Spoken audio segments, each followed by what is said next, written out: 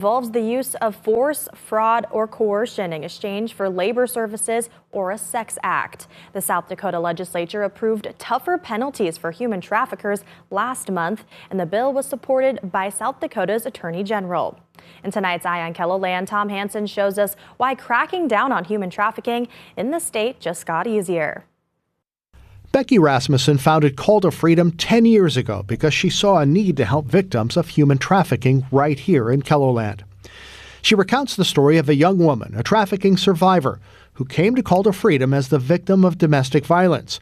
Counselors would eventually help her realize she had been trafficked by her father her entire life.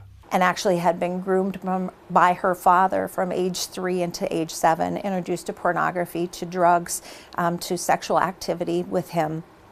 Once he had groomed her and really began to set the stage to sell her to his friends for his drug addiction.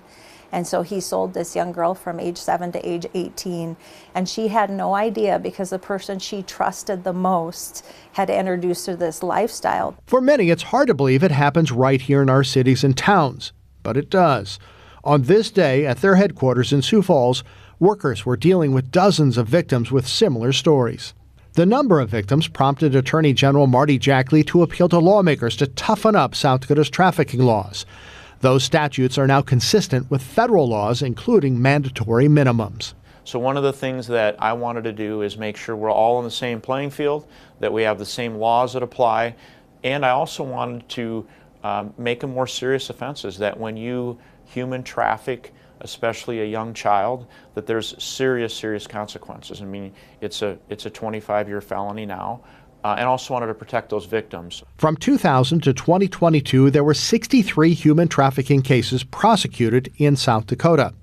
1% of those were labor trafficking, 8% were adult sex trafficking, and 90% were underage sex trafficking. Most cases were investigated in Sioux Falls, Rapid City, and Sturgis.